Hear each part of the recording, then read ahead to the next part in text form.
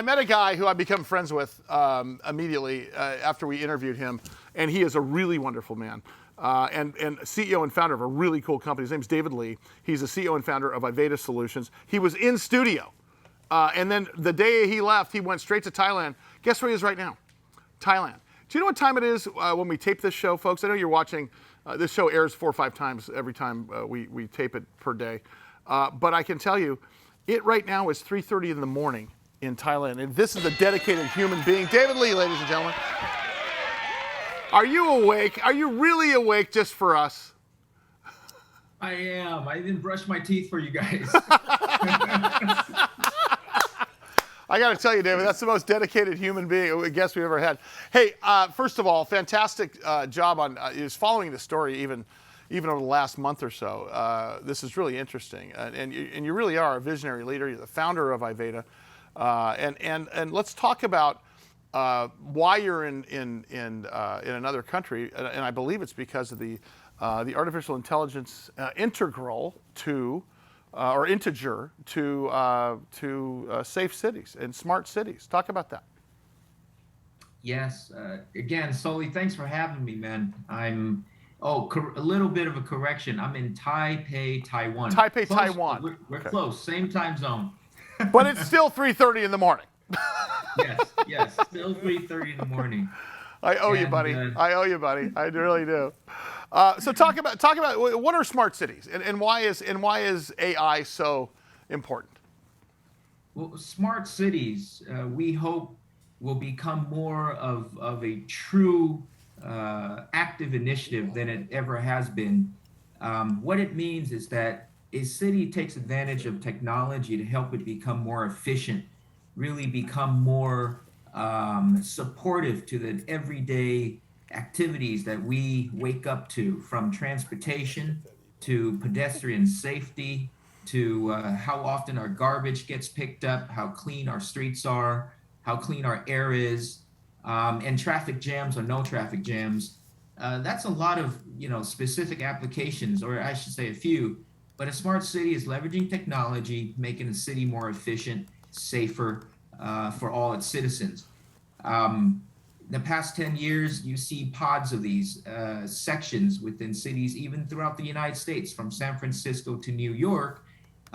We can claim about 10 cities that say they're doing well in being a smart city.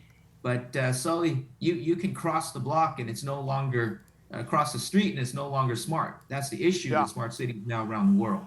So what are you tasking yourself and your company with in this space?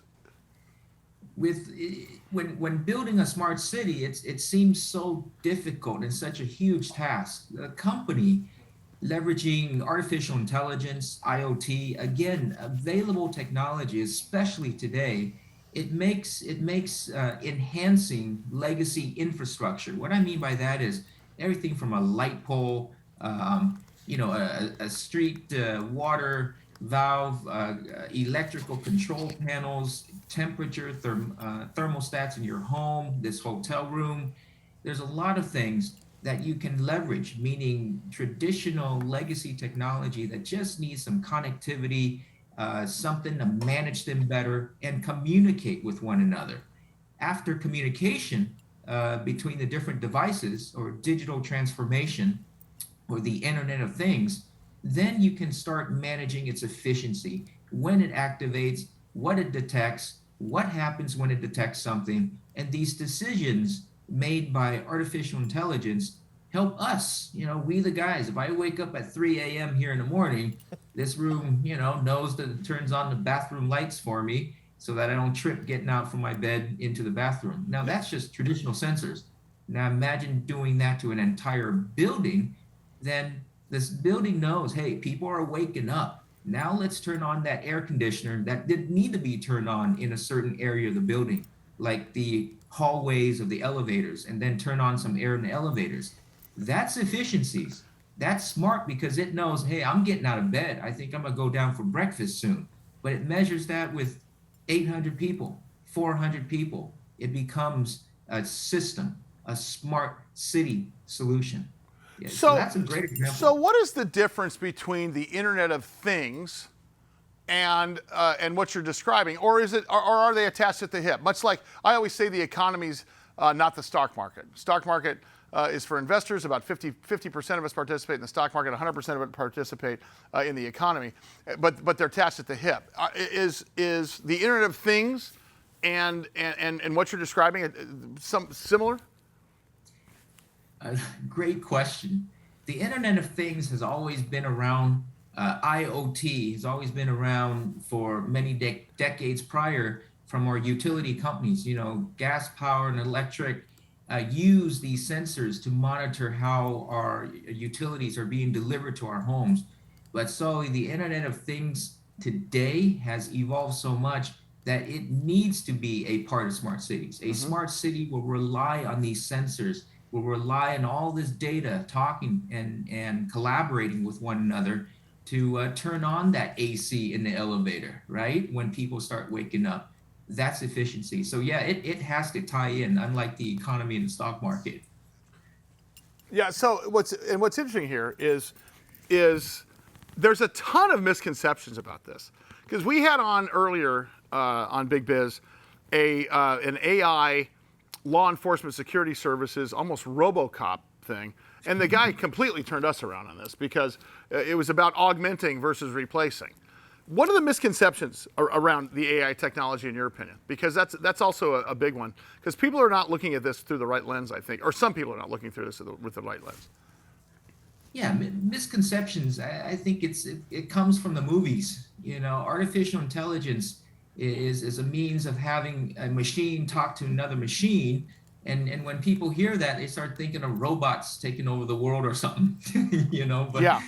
Artificial intelligence is a fantastic, efficient means of computation that's done. It's a superhuman that can do everything from quicker accounting, assessment of two documents to see if they look the same or not. But in our world, artificial intelligence can find an object through a video image. Any scene, past, current, or real time, and it can measure the difference between a month and the past week of certain elements within the environment, and then make some predictions. Hey, it's going to rain tomorrow. Hey, air quality is not going to be so great, or it's going to be a traffic jam between First and Main. So, misconceptions is artificial intelligence is going to take over our jobs, Right. and we're not going to have any more jobs. That's false statement. It's going to make us more efficient. Hey, David, I got a couple minutes left here. And first of all, thanks again for getting up so early for us. You're such a great guest. We can't wait to have you back in San Diego when you get back in town in a few weeks.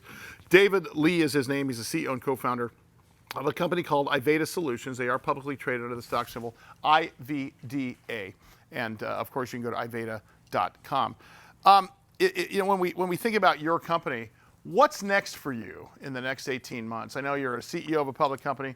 We can't talk about numbers. We can't talk about share price. But overall, what can you tell us of what your plans are for the next 18 months and what we hope to have happen?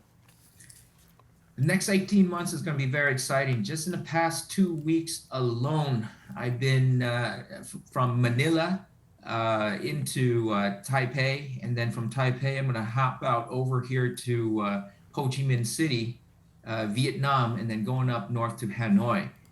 What connects all these three cities I'm visiting is that they're smart city initiatives. That means that the federal government, is now going, we need to improve the safety within our cities, and we need to improve the efficiencies within our city, protecting from not just external threats, but reducing the traffic jams, reducing the losses. And when I say losses, what's happening here is there's fuel consumptions, losses in electrical costs. That's what it is. It's not about petty theft. It's not about people taking your wallet from the streets. They're trying to reduce costs in all means, and they're investing in initiatives. That means more cameras, more sensors, and detectors. In highly dense cities, and I'm learning this too, is garbage bins.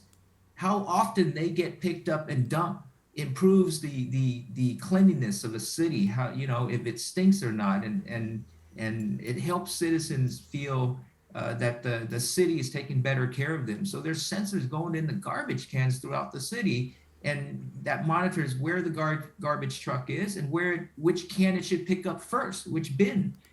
Little things like that we don't think about. This is what's happening. So 18 months, everything.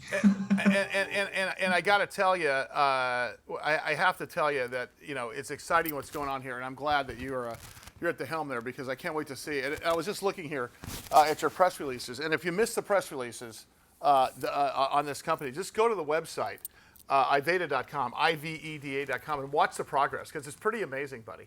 And I can't wait to see what you're doing. David, thank you so much, brother. It's time to get you back in studio, pal, as soon as possible. How about that?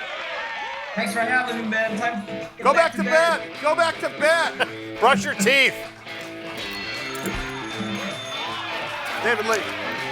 All right, much more Big Biz to come.